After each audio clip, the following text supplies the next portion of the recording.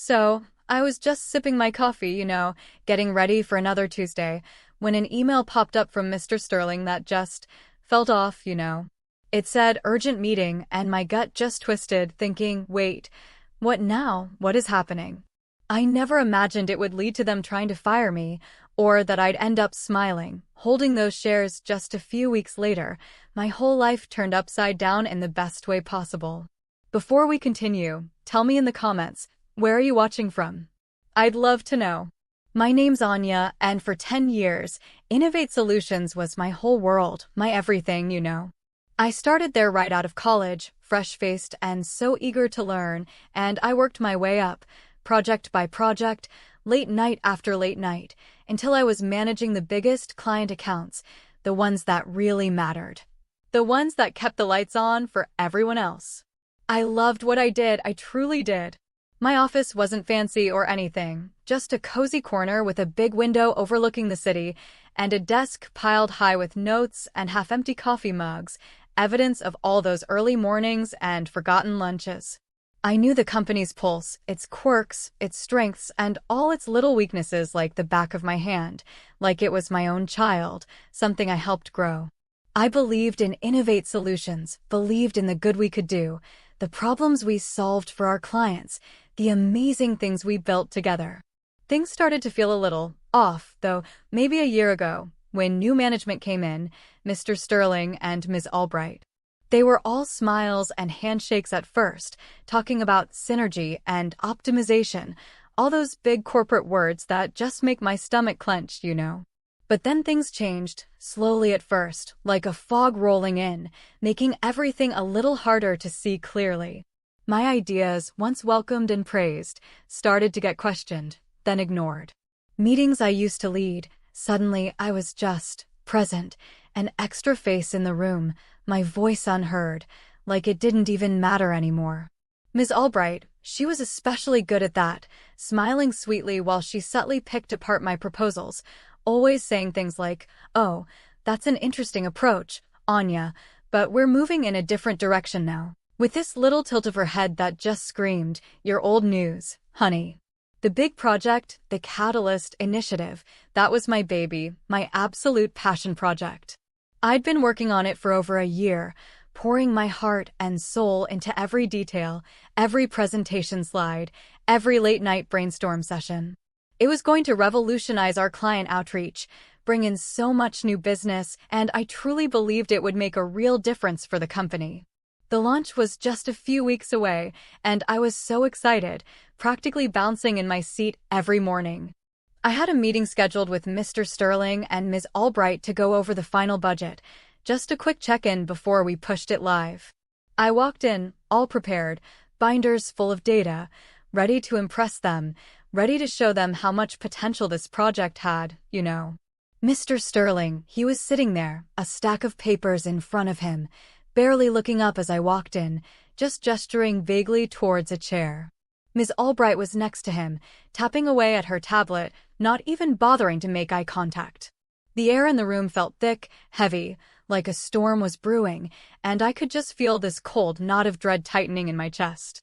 I started my presentation, talking about market projections, client feedback, the enthusiasm building around Catalyst, my voice getting more and more passionate, but they just sat there, stone-faced, not reacting at all. I could feel my own excitement starting to fade, replaced by this unsettling quiet.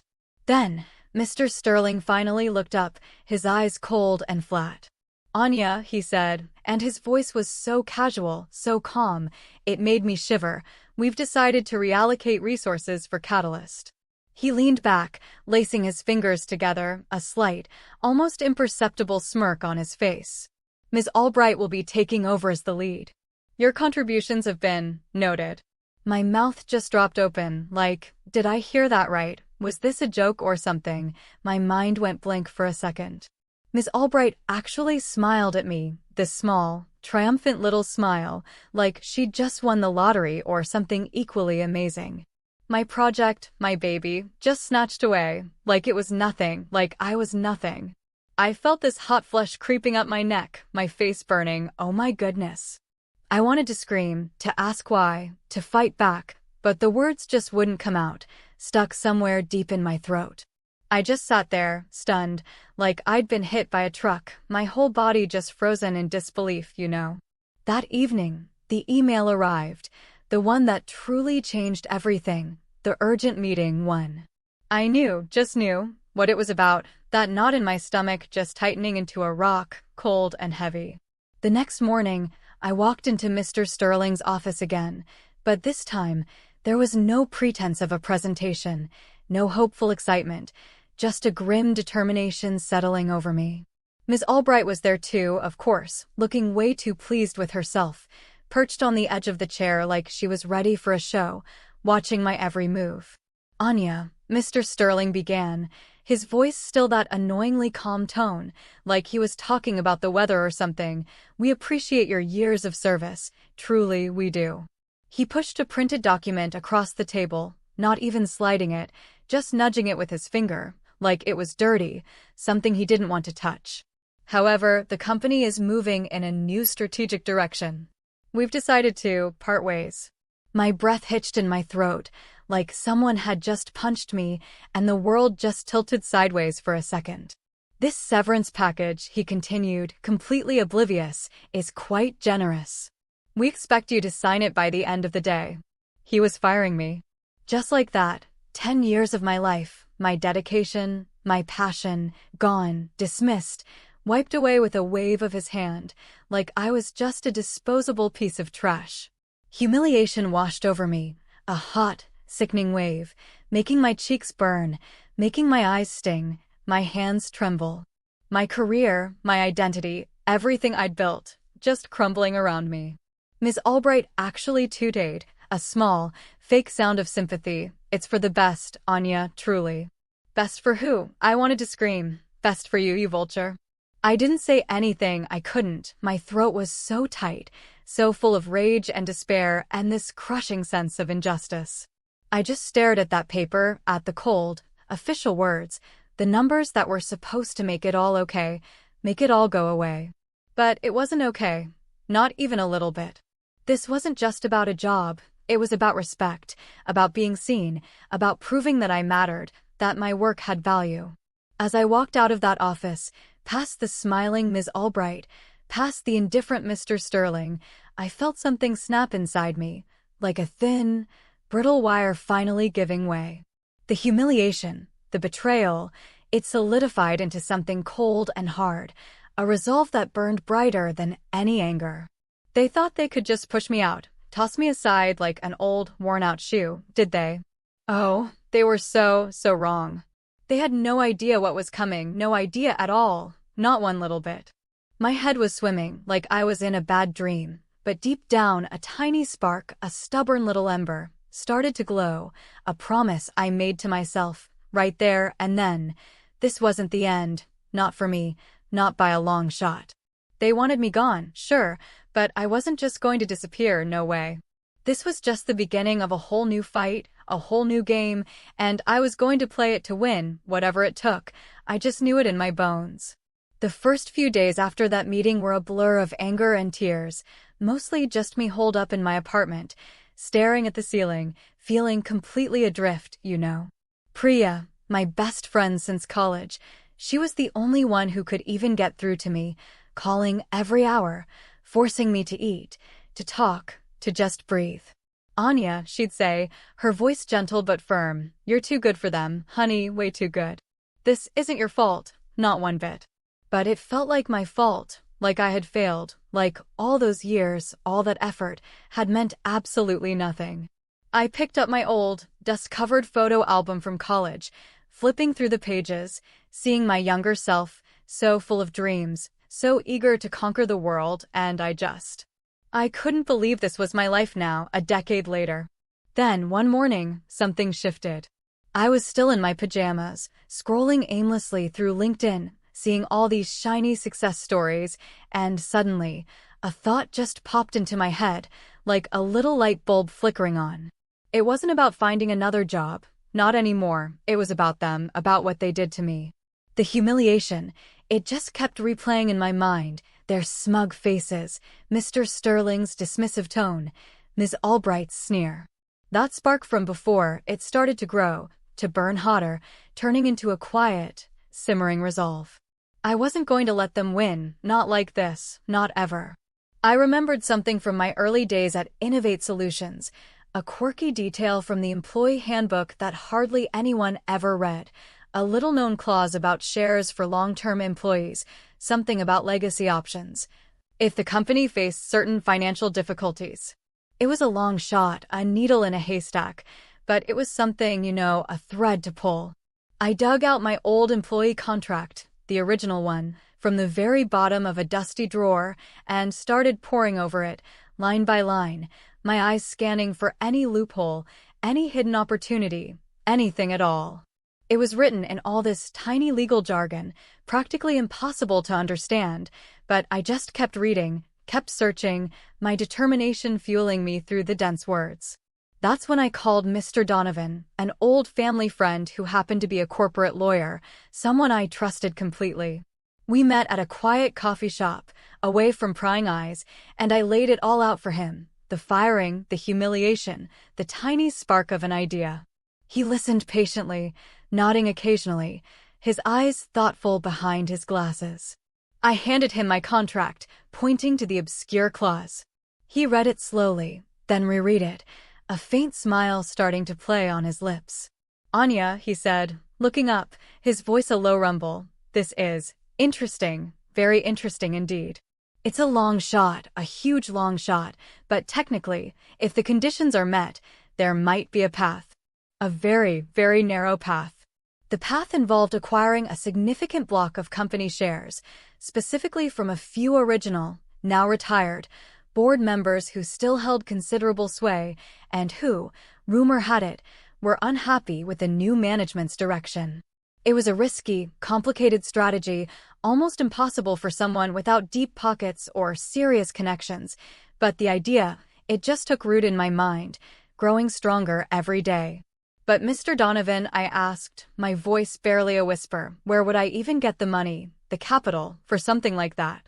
It sounds like millions, doesn't it?" He just smiled, a knowing look in his eye. "Sometimes," he explained, "money isn't the only currency, Anya. Information is power. And leverage." My focus shifted completely. Instead of feeling sorry for myself, I started digging, researching, like a detective on a case. I accessed old company reports, quarterly earnings, obscure industry news, anything I could get my hands on. I knew the company's internal systems inside and out, the little backdoors and archived files, the forgotten corners of the database. I learned that Innovate Solutions, despite Mr. Sterling's confident pronouncements, was actually in a precarious financial state. The new strategic direction Ms. Albright championed was failing, hemorrhaging money on a flashy, poorly conceived expansion into a market they didn't understand. The stock price was quietly, steadily, tanking, and the few remaining original investors, like Mr. Vance, were growing increasingly concerned. Whispers of a possible sell-off, a forced leadership change, hanging heavy in the air. This was it, my chance, my window of opportunity. The humiliation they inflicted on me, it wasn't just personal, it was a symptom of their incompetence, their disregard for the very foundation of the company.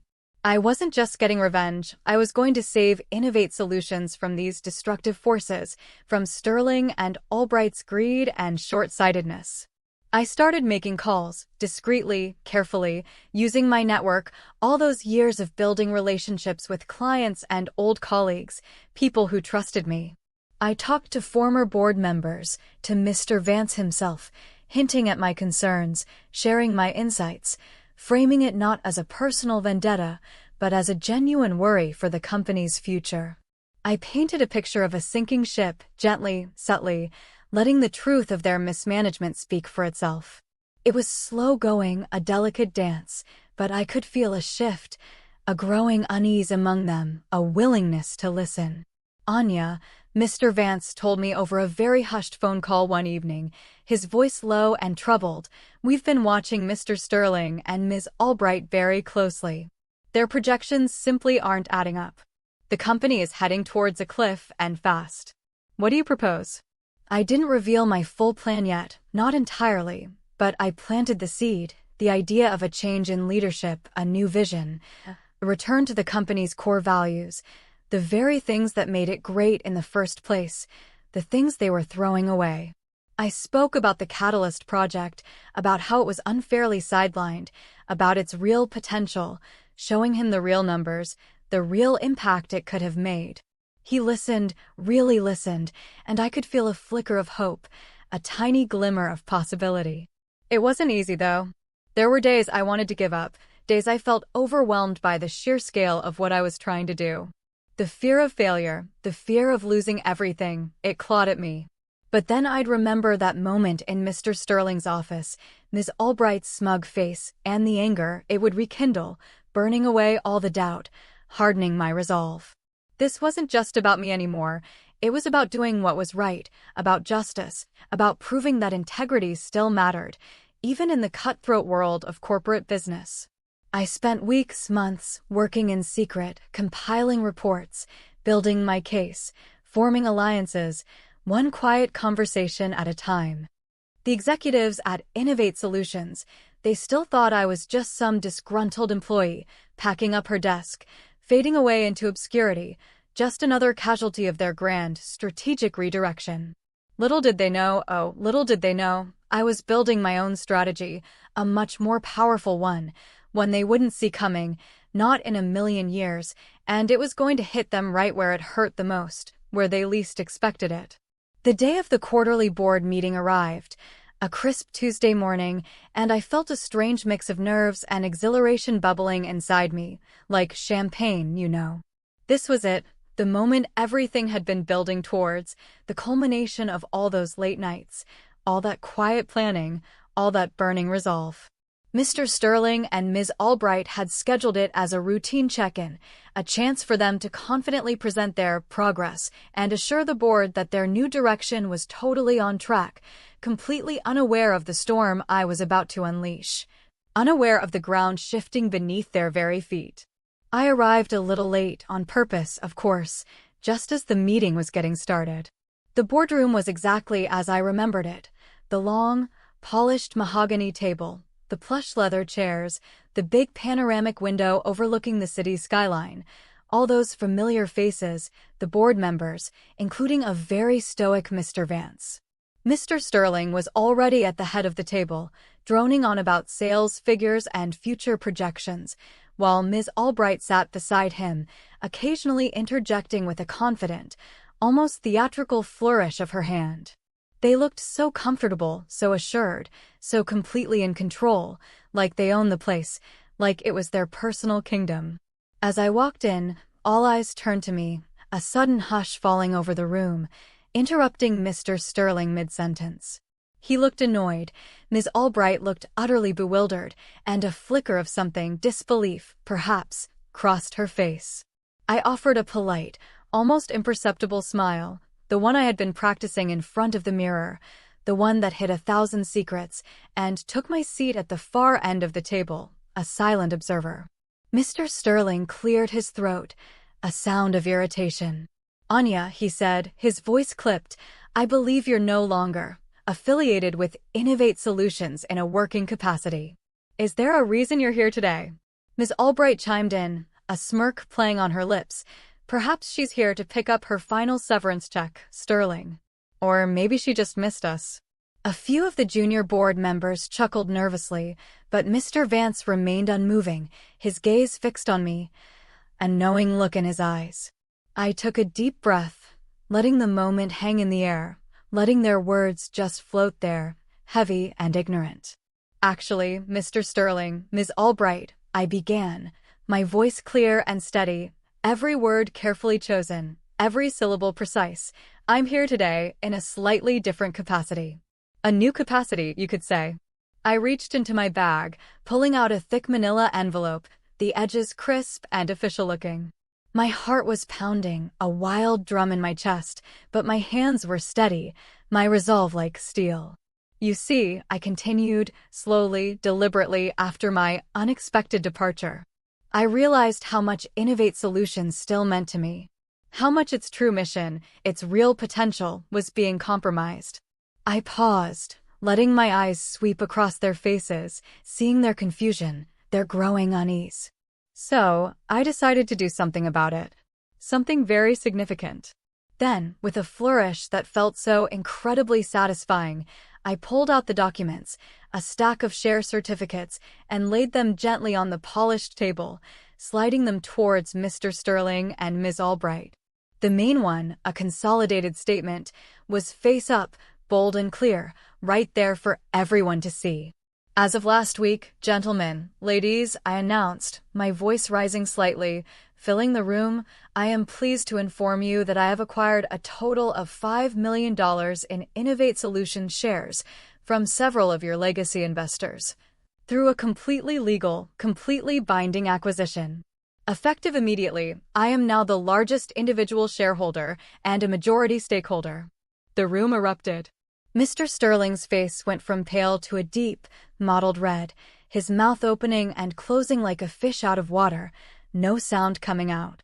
Ms. Albright gasped, a sharp, choked sound, her eyes wide with shock and pure, unadulterated horror. The junior board members started whispering furiously, a low buzz filling the silence.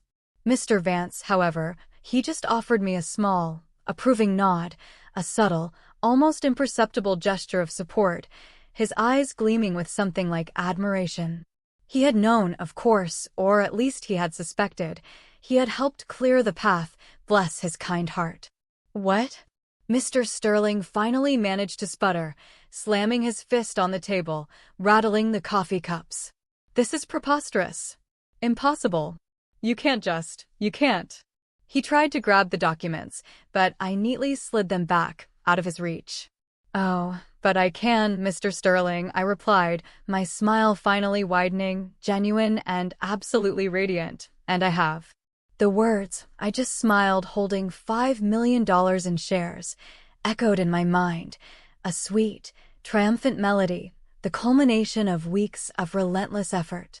The tables had turned, completely, spectacularly. As a majority shareholder, I stated, my voice calm, unwavering, I believe it's time for some immediate changes. Starting with a review of the company's current leadership and strategic direction. I looked directly at Mr. Sterling, then at Ms. Albright, their faces a canvas of utter defeat and fury. I believe your new strategic direction has been, shall we say, less than optimal. It has cost the company dearly, both financially and in terms of its reputation. And I believe it's time for a change, for a return to the vision that truly built this company. The next few days were a whirlwind, an explosion of activity. Mr. Sterling and Ms. Albright, blindsided and outmaneuvered, had no choice but to resign, their positions untenable with the majority shareholder actively challenging them. The board, seeing the clear evidence of their mismanagement and the precarious financial state I had meticulously exposed, voted almost unanimously in my favor, supporting my vision for Innovate Solutions, a return to its core principles, to the Catalyst project, to everything they had dismissed.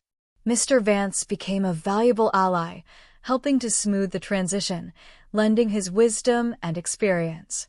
I wasn't just getting my revenge, no, I was setting things right, fixing what they had broken, rebuilding something truly special. The humiliation, the anger, it had fueled me, yes, but it had also clarified my purpose. I wasn't just taking over a company, I was reclaiming its soul, restoring its integrity. I remembered that day in Mr. Sterling's office, the sting of his words, the dismissal of my worth, and I felt a quiet satisfaction. This wasn't about malice, it was about proving that diligence, passion, and genuine care for one's work always win in the end. Innovate Solutions, under my leadership, was going to thrive, to truly innovate, to be the company it was always meant to be. It was going to be a place where ideas were valued, where people were respected, where hard work truly paid off. And I, Anya, the one they tried to fire, was going to make sure of it.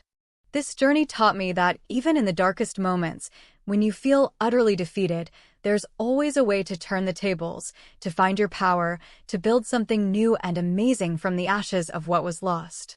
What's something you fought for, against all odds, that truly changed everything for you? Let me know in the comments below.